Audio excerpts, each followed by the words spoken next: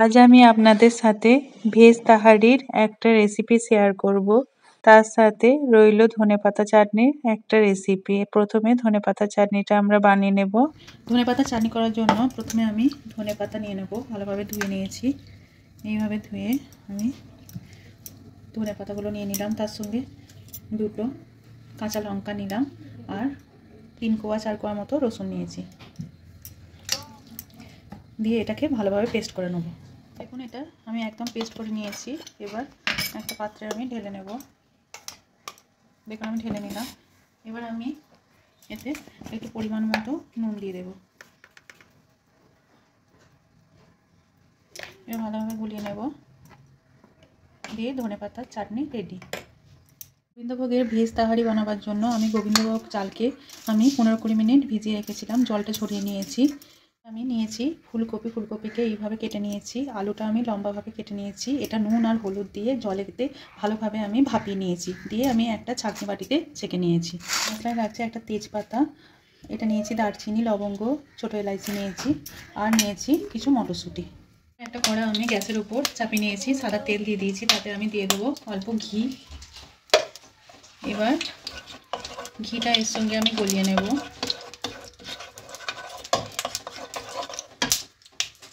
দিয়ে প্রথমে আমি কপি আর আলু যেটা সিদ্ধ করে রেখেছিলাম সেটা ভালোভাবে ভেজে নেব।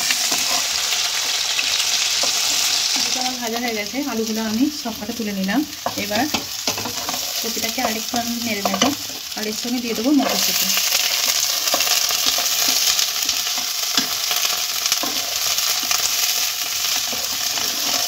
একটু নেড়ে চেড়ে নেব।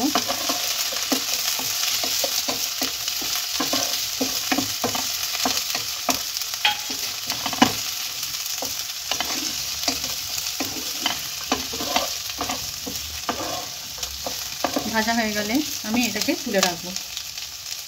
কপি, আলু, মটরশুঁটি আমি ভালো করে ভেজে আমি তুলে রেখেছি।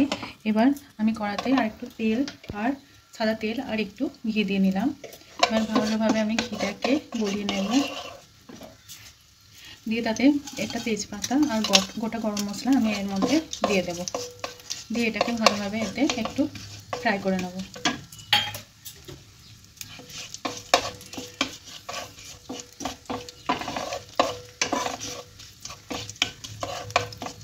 ভালোভাবে ফ্রাই হয়ে গেলে আমি দিয়ে দেবো গোবিন্দভোগ চাল।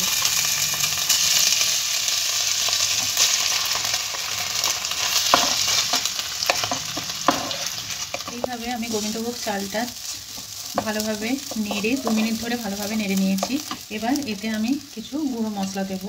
প্রথমে দিয়ে দিলাম 1-1.5 চামচ মতো হলুদ গুঁড়ো, 1-1.5 চামচ মতো ধনে গুঁড়ো, আর কাশ্মীরি লঙ্কা গুঁড়ো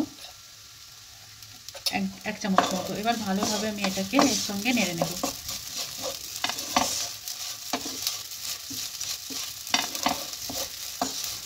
আর 1-2 মিনিট এইভাবে নেড়ে নেব মশলার সঙ্গে চালটাকে। দেখুন 2 মিনিট এইভাবে চালটাকে আমি মশলার সঙ্গে ভালোভাবে নেড়ে নিয়েছি। এবার এতে আমি গরম জল দিয়ে দেব। ডুবো মতো আমি গরম জল দিয়ে দিলাম। এবার ফুটে উঠেছে জলটা। এবার আমি সবজিগুলো এতে দিয়ে দেব, ভালোভাবে নেড়ে নেব।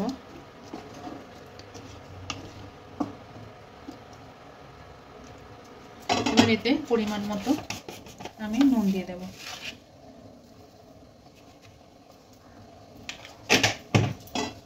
দিয়ে ভালোভাবে আমি নেড়ে নেব। দিয়ে গ্যাসটাকে আমি স্লো করে দেবো, দিয়ে আমি একটা ঢাকনা দিয়ে এটাকে স্টিমে 5-10 মিনিটের মতো দিয়ে দেবো। দেখুন 10 মিনিট বাদে আমি ঢাকাটা খুললাম। চালগুলো প্রায় সিদ্ধ হয়ে গেছে, জলটা আমার মরে গেছে। এবার আমি এতে দিয়ে দেবো ঘি। আমি 2-3 চামচ মতো ঘি ছড়িয়ে দিলাম। এবার ভালোভাবে একটু নেড়ে দিলাম।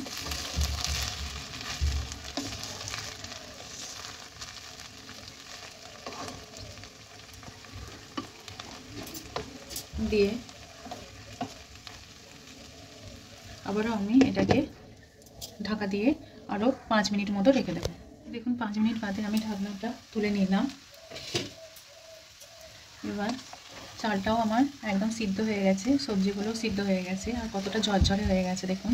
এবার আমি গ্যাসটাকে অফ করে দেব আর 1 চামচ ঘি ছড়িয়ে দেব। দিয়ে আমি এটাকে 15 মিনিট মতো চাপা দিয়ে রেখে দেব। 15 মিনিট বাদে আমি এটাকে পরিবেশন করব। 15 মিনিট সমঝানোর পর দেখুন তাহারি আমার রেডি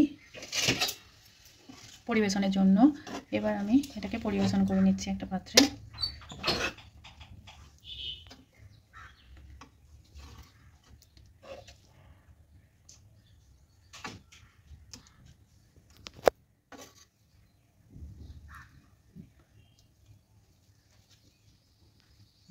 দেখুন আমি তাহারিটা পরিবেশন করেছি ধনেপাতার চাটনি দিয়ে। এটা ধনেপাতার চাটনির সঙ্গে খেতে অপূর্ব লাগে। এরকম গোবিন্দভোগের তাহারি খেতে খুবই সুস্বাদু হয়।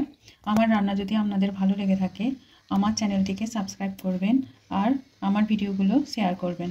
ধন্যবাদ।